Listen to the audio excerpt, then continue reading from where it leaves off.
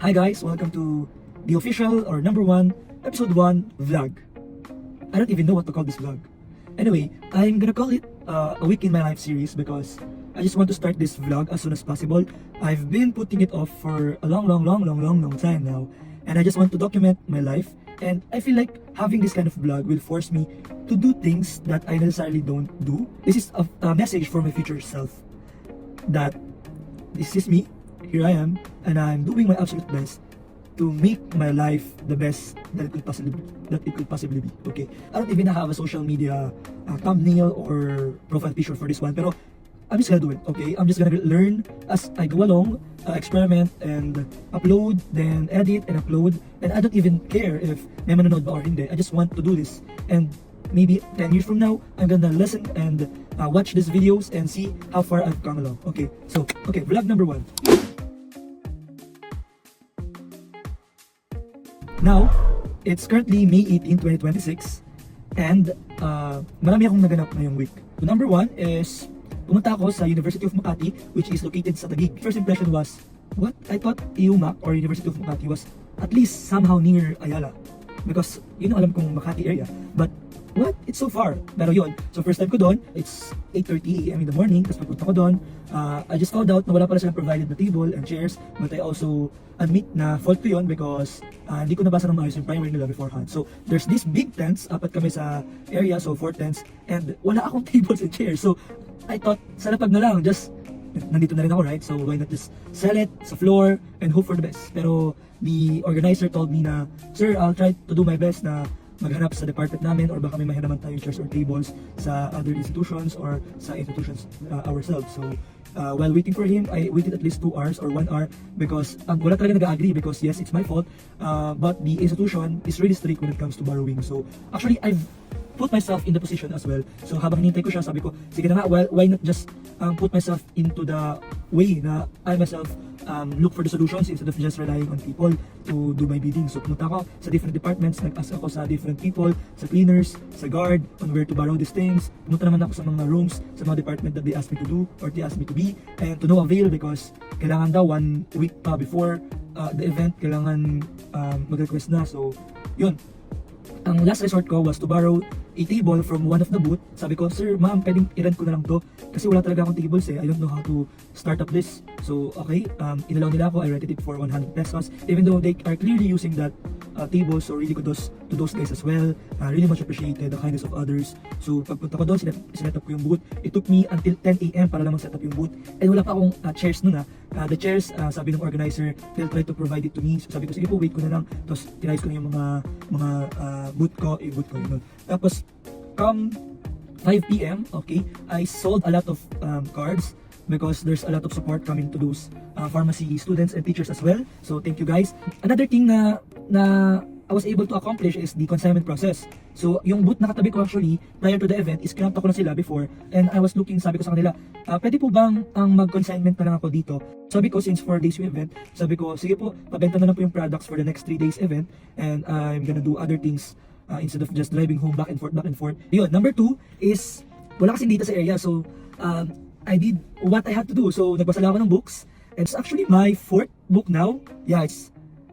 It's just 3 weeks since I said na I need to change my life, and it's my 4th book now. Imagine, grabe, ang dami ko nagawa in the span of 3 weeks. And for that 3 weeks, nag-exercise na rin ako. And I visibly lost a lot of weight in my belly specifically, and I've grown more confident to myself. And of course, may belly fat pa rin ako, and there's still a lot of room for improvement. Pero I say na I started this, and I just need consistency, discipline, and I feel like I can do everything, It's just a change of habit. And of course, the books that I have read before, actually the first book na binasa ko is Being Mortal. It's a book that supposedly could help me figure out the purpose of existence before I enter med school this upcoming June to July 2026. And so far, maganda yung book. It really opens up my perspective when it comes to geriatric care and the reality of existence, the morality of life, and all that things. But kalahati pa lang ako sa book, and I decided to switch to audiobook kasi marami akong time during my driving session and during exercise session as well. So sabi ko, why not utilize those time instead of just running, just exercising. So instead na I'm running 60 laps, I'm consuming 1 to 2 hours just exercising and driving. Why not consume those hours as well listening to audiobook instead of just reading it. At saka sabi ko, sige, audiobook na lang. So I downloaded audiobook. So ang pinakauna ko nabasa is a 9 hours 48 laws of power book. And natapos ko lang siya within 5 to 6, 7 days, I think. And nakapagawa na ako ng journal for that. Nare-recommend ko ba siya? Yes, for those that who wants power, who thinks na they really want this position or they really want to have this authority, this power above all else. Pero I do not really recommend it for those na may guilt or has the conscience na wag tumapak na other tao for the sake of themselves, because that book will teach you a lot of selfish ways to accomplish your goals. Pero syempre, tatapakan mo yung other person just to do it. Yes. Anyway, ang second book ko, third book na is it How to Gain Friends and Influence People? I guess that's the book. Yun. And I've been in the middle of it. Parang 2 hours in na lang ako tapos ko na yung book. So it's a 7 hours read. And I just heard it for 2 days straight. And matatapos ko na siya agad. And I think it's a really life-changing book. You know, I've learned a lot when it comes to human psychology. And I immediately applied it. Kakabasa ko na siya, kakastart ko na siya kahapon. And ang dami ko ng lessons na na-apply sa communication ko with other people now. Ikakwento ko later on. Pero yun, so tuwan-tuwa ako. Sabi ko, wow, really? Sabi ko, all this time kala ko yung mga books, it's more of theory. Yes, you can apply it to your life, pero do not expect na it will convert in reality that much because it's a book and it is built in a way na it would give you all these expectations na it would work, pero in reality there's a lot of vulnerability. Pero yun, nag-work siya actually. So, yeah, highly advise you to read that book.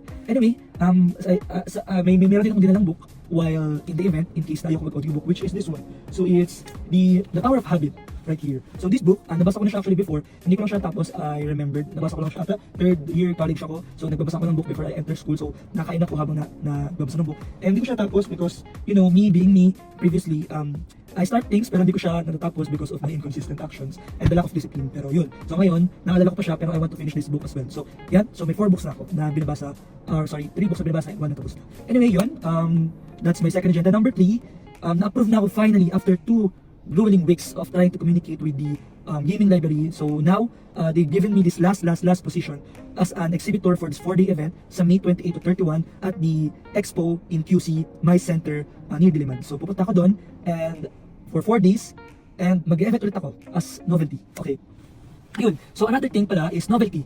Yun. Novelty is konting breakdown lang on what the company do. Actually, since 20 minutes yung video, i-address ko yung novelty later on as we go along. Pero right now, yun. So, they told me na may available pang slot and they were able to manage to secure one kahit na previously sabi nila ubos na po, sorry po. And going back to what I've said na I applied the lessons na natutunan ko dun sa book of How to Win Friends and Influence People. That's the book, sorry, yun, naalala ko na. And one of the lessons that I've gained was trying to put yourself in the position of the people and trying to look for what the people want instead of trying to force your own motive. Okay, so yun yung natutunan ko. So then lastly, actually I'm very frustrated about this med school situation, pero I guess I would explain this in depth in my later videos. Finally, all the effort, all the seeds that I have planted, finally, you know, ngayon ko to prove na hindi pa huli ang lahat. Maybe this time na sobrang tingin mo, sobrang down ka, walang nangyayari na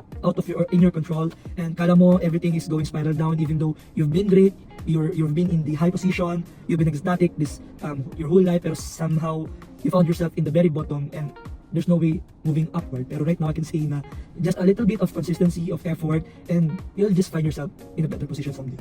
So to my future self, just keep moving forward and I'm pretty sure you're gonna find your direction somewhere or another. Okay, so konting videos pa because this is a 1-week video kahit ang yapi ko. Pero yun, I'm gonna still do a lot of things before sunduin ko si Babu because I'm still waiting for her. 1 hour na ako dito. Pero yun, hopefully edit ko yung video na to by tomorrow and i-upload ko na. So without further ado, thank you so much for my future self, or if there's anyone out there that who wants to be inspired or who wants to listen to me yapping, stay tuned for the next video because this will be a long upload video because starting now I want to document this. So once again, this is a week in the life of Vinco.